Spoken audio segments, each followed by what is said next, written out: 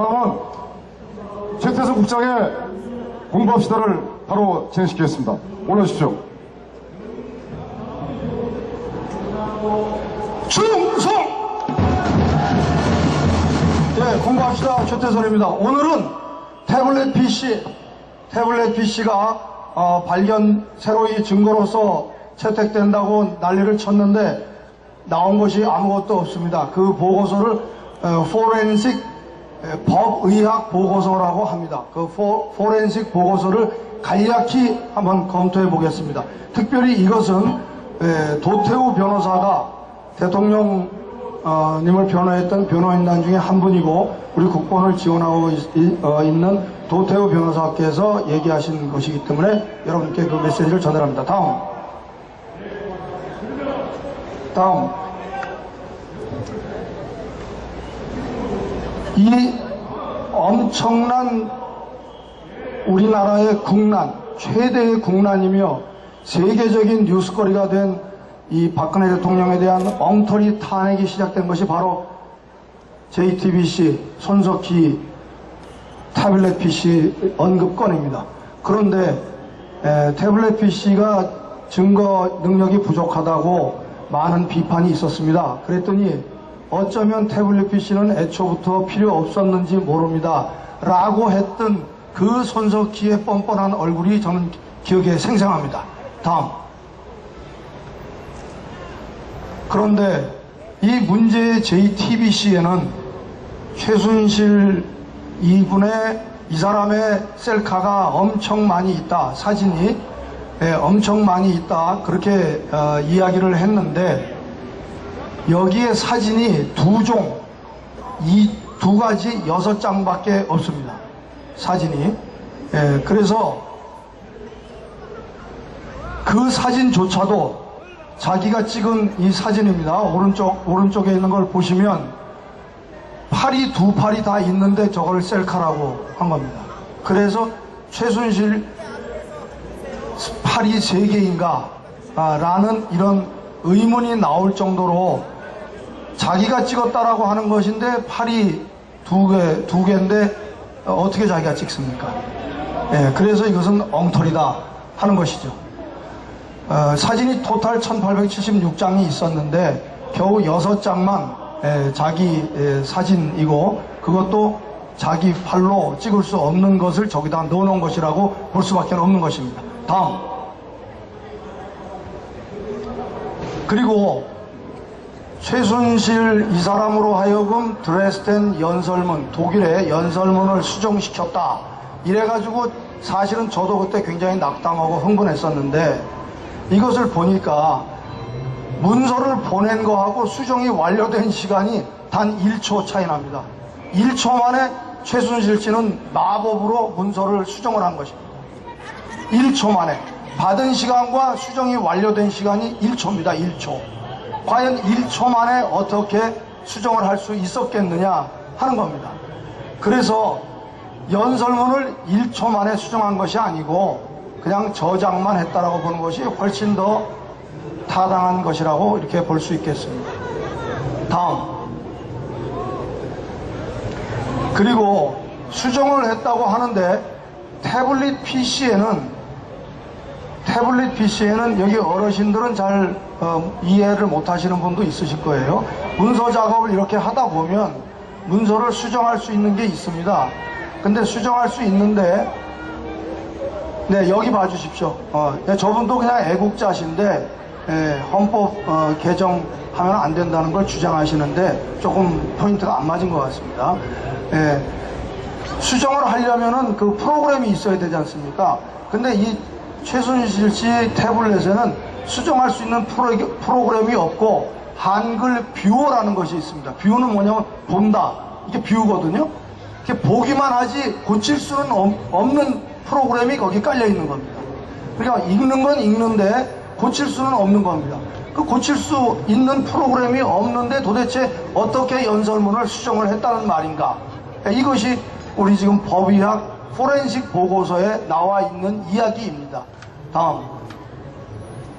그리고 이 뷰어로 본 시간이 JTBC가 태블릿 PC를 입수했다고 하는 날은 10월 18일입니다.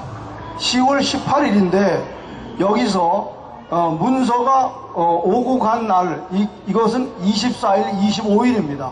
그러니까 JTBC가 캡처한 날보다 뒤에 문서를 보고 수정을 했다는 이야기입니다. 말이 안 되지 않습니까? 예, 이거를 사실은 JTBC도 뭔가 완전 범죄를 만들려고 그랬는데 굉장히 엉성하게 급조로 했다는 것이 드러난 것이죠. 다음. 그리고 이 이메일 주소는 굉장히 중요한 국가 기밀을 주고받았다 이렇게 얘기를 했는데 여기 구글 이 주소에는 겨우 6개밖에 없습니다.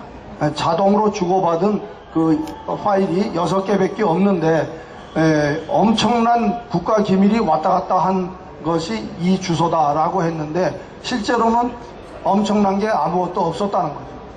근데 우리 모두는 그 말에 완전히 속아 넘어간 것입니다. 저도 물론 속았습니다. 다음. 그래서 과연 여기 써 있는 바와 같이 이 국정을 이게 농단한 정도가 아니고 나라를 뒤집어 버린 이 엄청난 대형 사고를 조작한 그 사악한 자는 누구냐 이거죠. 정말 이 사람은, 이 집단은 사악한 집단이라고밖에 볼 수밖에 없는 것입니다. 거짓말도 웬만해야 뭐 그럴 수도 있지라고 하는데 이거는 그냥 그럴 수 있을 수가 없는 것을 너무나 천연덕스럽게 조작을 해가지고 이 나라를 완전히 엎어버린 것입니다. 예. 그래서 여기 카피가 아주 멋있습니다. 어쩌면 태블릿 PC는 따위는 필요 없었는지도 모릅니다. 왜냐하면 제가 조작했기 때문이거든요. 이게 정말 황당하고도 웃을 수도 없고 너무나 아연실색해가지고 더 이상 무슨 말을 해야 될지, 겨우 저것 때문에 나라가 이렇게 됐단 말인가 하는 이런 도저히 받아들일 수도 없고 믿을 수도 없는 이 황당한 지경에 우리가 지금 처해 있는 것입니다. 애국국민 여러분, 이것은 결코 용서될 수 없는 것입니다. 사기 탄핵의 주범인 손석희를 어떻게 해야 되겠습니까? 즉각 구속하라! 구속하라! 박근혜 대통령에 대해서 차고 넘친다고 했던 그 모든 증거는 도대체 어디 있단 말인가? 차고 넘치는 증거가 6개월 동안 조사해도 모자라서 구속을 연장시켜야 된단 말인가? 박근혜 대통령을 즉각 석방하라! 석방하라! 석방하라! 박근혜 대통령 만세! 만세! 여러분, 우리는 여기서 결코 물러날 수가 없고 이 대한민국 성질을 지키면서 여기에 뭉쳐야 합니다. 오늘 어처구니 없게도 일부 여기서, 저는 군인 출신인 거 다 아시죠? 저는 사조직에 있지 않았습니다. 그런데 여기서 사조직을 형성한 사람들이 있습니다. 사조직을 형성한 사람들이 이리로 저리로 사람들을 끌고 갔습니다. 그분들 반드시 후회하게 될 겁니다. 여러분, 이 마당에서 사조직을 여기서 조직하고 어디에 가입하라고 하는 사람이 있으면 그 사람을 경계해야 됩니다. 그리고 절대로 가입하시면 안 되고, 여러분들은 우리 국본의 최대집 대표와 민중홍 사무총장 그리고 많은 집행부가 고심 끝에 어렵게 이 집회를 이끌어 나가고 있다는 것에 대해서 여러분 신뢰를 보여주시고 우리 함께 뭉쳐서 반드시 저 문재인 정권을 끌어내립시다. 문재인을 타도하자. 문재인은 물러나라. 물러나라. 박근혜 대통령 만세. 감사합니다. 충성.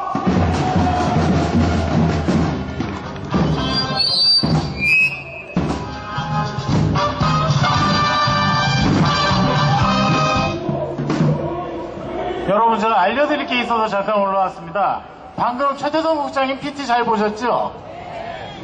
제가 지난주에 도태우 변호사를 만났어요. 만나서 그 검찰의 포렌식 보고서 전체를 받았습니다. 이 USB 안에 들어있습니다. 근데 이번에 변호인 총사퇴를 하고, 그리고 탄핵 사태가 시작됐었던 저 깡통 같은 태블릿, 그 포렌식 보고서를 보시면은 이게 얼마나 깡통인지 잘 아시게 됩니다. 무려 1000쪽이나 되는 보고서인데, 저희가 어제 결론을 내리기를 이제 몇 사람의 변호사들이 분석할 게 아니라 이 보고서를 전체 공개해서 집단 지성에 의존해보기로 했습니다. 그래서 제가 오늘 이걸 카피를 해서 가지고 왔는데, 오늘 이 포렌식 보고서를 분석하시고자 하시는 분들은 이메일 주소를 저한테 남겨주세요. 그럼 제가 다 보내드리겠습니다. 그래서 여러분들이 정말 손석희가 어떤 사기를 쳤고 그 사기로서 박근혜 대통령이 얼마나 억울한 탄핵을 당했는지 그거를 아셔야 할 것 같습니다. 오늘 가시기 전에 혹은 제가 이따 제 전화번호 알려드리면 그쪽 문자 보내주셔서 이메일 주소를 남겨주시면 제가 다 보내드리겠습니다. 여러분들 한번 보시고 손석희가 얼마나 지독한 사기를 쳤는지 한번 보셔야 할 것 같습니다. 꼭 남겨주시기 바랍니다. 메일 주소. 감사합니다.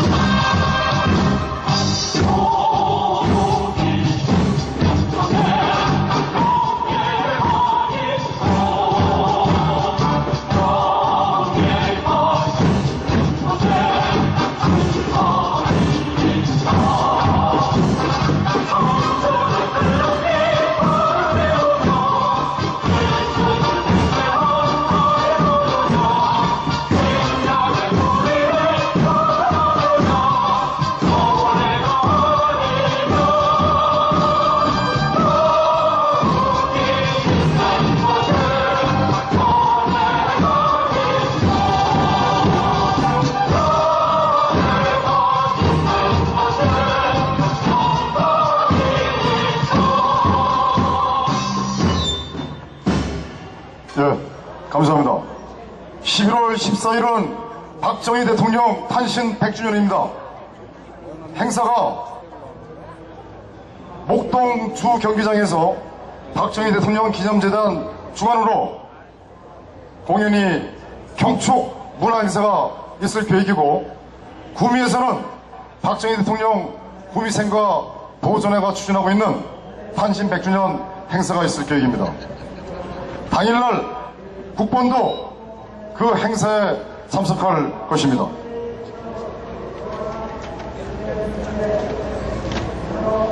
참고로 오늘 태총에 김일성 교수가 연사로 나오기로 했었습니다.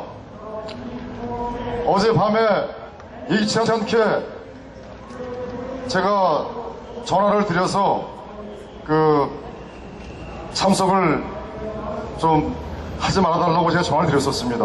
근데 전화를 한 근본적인 이유는 제가 다른 분한테 얘기를 들었는데 상황 판단을 제가 잘못했습니다.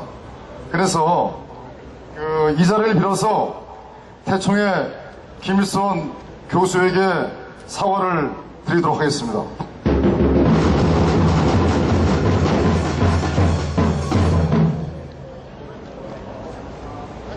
저희 국보는 9월 23일 날 태극기만 들면은 어떤 누가도 같이 가기로 했기 때문에 우리는 박근혜 대통령 구출과 대한민국을 바로 세운다는 목적 하에서는 어떤 누구라도 같이 갈 수 있습니다. 그렇기 때문에 어떤 그런 문제가 중요치 않습니다. 김일성 교수님은 상당히 훌륭하신 분이고 실상 오늘 오셔가지고 전국 투어에 대한 보고대회를 했었어야 됩니다. 그러나 지금 자원심이 상하셔가지고 참석을 못하셨는데 정말 죄송합니다.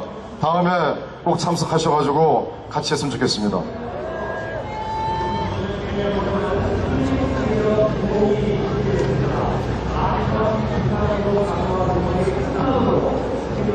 구호를 한번 해주시겠습니다. 사기 탄핵, 불법 탄핵, 불법 감금, 죄 없는 박근혜 태형을 구출하자! 구출하자!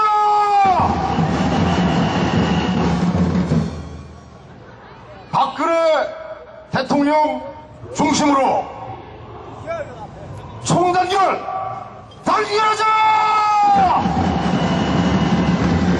싸우자! 이기자! 다음은 태극기혁명 국민운동본부 공동대표이신 최대집 공동대표의 인사 말씀을 올리겠습니다.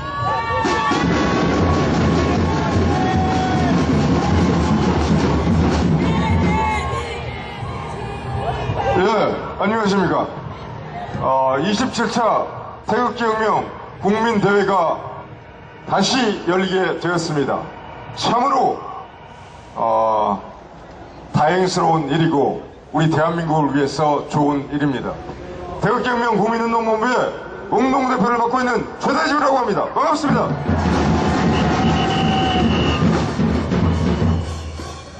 오늘 대한문 앞에 평소보다 더 많이 오시고 또 표정과 자세에서 많은 자신감을 제가 느낄 수 있었습니다.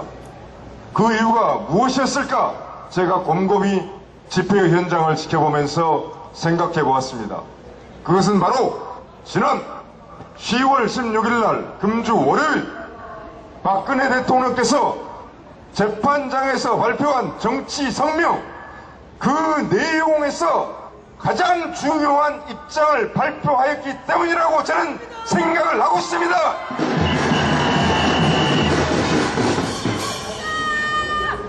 지금 오늘 10월 21일 2017년 10월 21일 이 사기 기획 음모 불법 탄핵에 1년이 다 되어갑니다. 이 1년의 시간은 박근혜 대통령이 가장 큰 고통을 당한 시간이었고 이 탄핵의 부당성을 처절하게 깨닫고 길거리에서 태극기를 들고 목숨을 걸고 싸웠던 여기 모이신 우리 나라를 사랑하는 국민 여러분들에게도 참으로 고통스러운 시간이었습니다. 그렇지만 이제 새로운 투쟁의 전기가 마련되었습니다.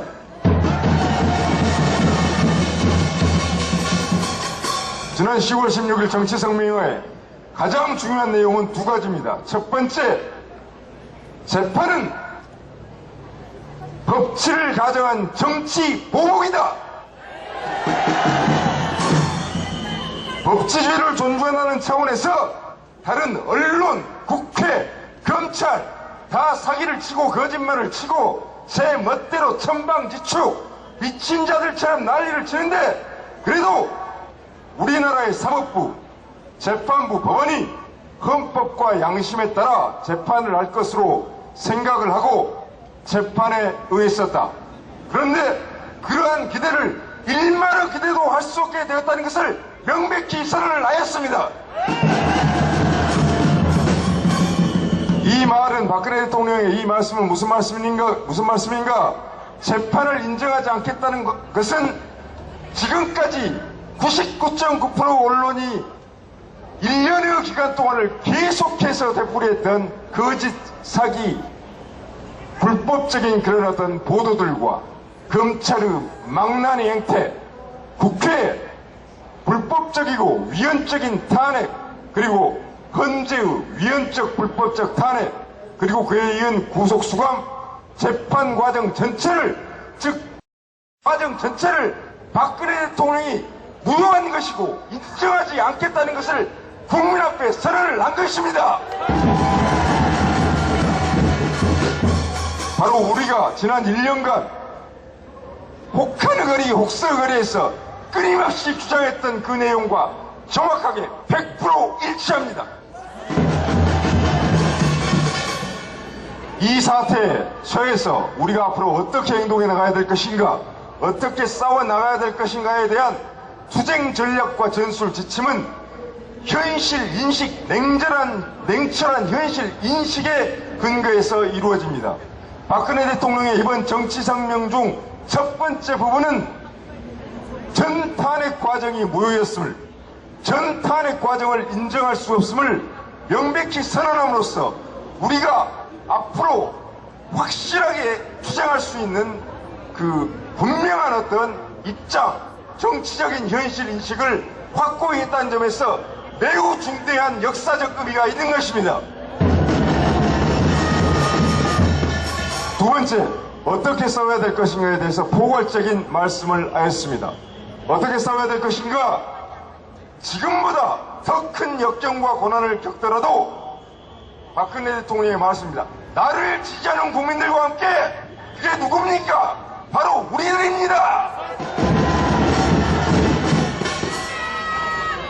진실을 향한 투쟁을 벌여 나가겠다. 구체적인 투쟁의 전략과 전술, 정치적, 사회적 우리의 행동에 대한 지침은 나온 것이 아니지만 포괄적으로 이 탄핵의 사태를 절대로 인정할 수 없기 때문에 어떤 역경과 고난이 있더라도 박근혜 대통령을 지지하는 국민들과 함께, 그것은 곧 탄핵의 무효를 주장하는 국민들과 함께, 자유민주주의 체제를 수호하려는 국민들과 함께, 자유통일을 추구하는 국민들과 함께 진실의 투쟁을 해 나가겠다는 선언인 것입니다. 대국민 성명에는 나오지 않았지만 또 하나 중요한 발언이 소개가 됐습니다. 이번에 완전히 7명 사임한 변호사들 일부에게 그런 말씀을 했다고 합니다. 20년형이든 30년형이든 개의치 않겠다. 바로 여기에 나와 있는 문구, 나라를 바로 세우는 게 중요하다. 박근혜 대통령의 이 선언은 무엇입니까? 이 판사, 나는 이 모든 탄핵 과정과 불법적인 부당한 재판을 인정할 수 없기 때문에 너희들이 20년형을 때리든 30년형을 때리든 무기징역을 때리든 사형을 때리든 전혀 개의치 않겠다. 다만 나라를 바로 세우는 게 중요하다. 이 말은 박근혜 대통령이 목숨을 걸고 옥중에서 나라를 바로 세우는 자유민주주의 헌정체제를 수호하는 투쟁을 바로 우리 국민들과 함께 하겠다는 또 하나의 명시적 선언인 것입니다. 이것이 왜 중요한가? 자유한국당에 있는 탄핵 반대했던 국회의원들, 이 사람들의 정치적 감각과 신념, 그리고 용기 없음에 저는 이번에 다시 한번 실망감을 금할 수 없었습니다. 박근혜 대통령의 그만큼의 명백한 대국민 정치 성명과 발언이 나왔으면 바로 다음날 탄핵 반대 국회의원들이 즉각적인 비상회의를 소집했어야 합니다.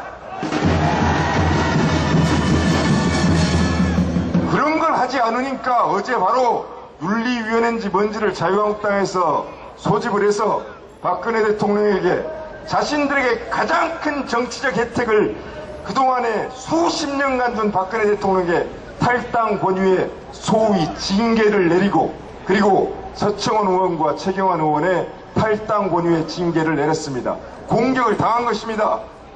결정적 시기 타이밍을 놓쳤기 때문에 그런 공격을 당하고 있는 것입니다.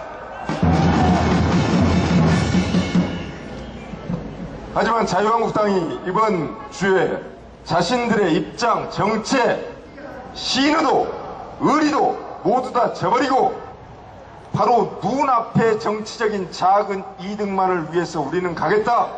홍준표 대표 안타깝지만 먼 길 가겠다고 했죠. 그런 길을 가겠다는 것을 명시적으로 자유한국당도 선언을 해 주었기 때문에 잘 된 것입니다. 원래 정치 사회적 투쟁이라는 것은 전선이 분명해야 합니다.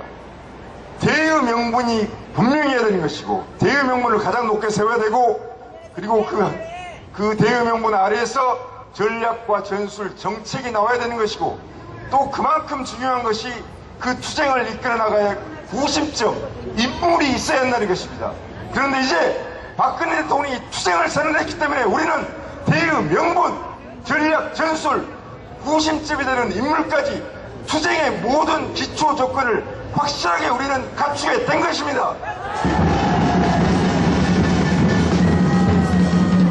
이래서 박근혜 대통령의 이번 성명이, 그리고 발언이 역사적 의의를 갖고 매우 중요한 것입니다. 이 의미를 확실하게 가슴속에 우리 새겨주시기 바랍니다. 그렇다면 우리는 승리할 수 있는 이 어떤 우리가 잠시 불리하게 지금 만들어져 있는 전세를 일거에 뒤집을 수 있는, 역전시킬 수 있는 계기는 이미 마련이 됐습니다. 자유한국당 박근혜 대통령을 버리고 소위 무슨 신보수주의니 하면서 자신들의 정치 노선을 가겠다고 분명히 선언을 했습니다. 한편에는 문재인 일당이 있습니다.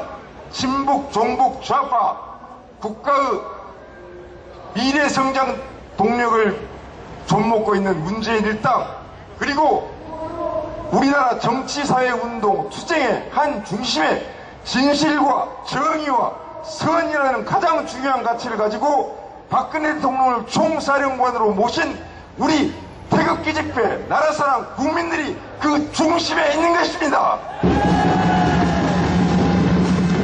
우리는 국회의원 한 명 없지만 반드시 이길 수 있습니다. 왜 이길 수 있는지는 제가 방금 설명을 드렸습니다. 우리의 투쟁은 이번 주부터 질적으로 달라질 것입니다. 질적 비약을 이미 했습니다. 앞으로 두고 보시기 바랍니다. 한 주, 두 주, 세 주, 한 달, 두 달, 세 달이 가면서 어느 정치 세력이 우리 사회, 우리 대한민국을 정말로 제대로 이끌고 가는지 우리 뜨겁게 운동하면서, 뜨겁게 싸우면서 지켜보도록 하십시다. 감사합니다. 예, 수고하셨습니다. 뜨거운 박수 한번 쳐주십시오. 제가 아까 자유한국당 윤리위원회에서 박근혜 대통령 출당 관련해서 제가 말씀을 드리고 나서 내려가니까 어느 분께서 저한테 와가지고 홍준표 대표를 비판하지 말아달라고 이렇게 말씀을 하시더라고요. 지금 정확하게 말씀드리지만 비판은 받아야 됩니다. 비난하지 않습니다. 그러나 비판은 받아야 됩니다. 제가 만약 홍준표 대표라면 저는 박근혜 대통령 출당시키지 않습니다.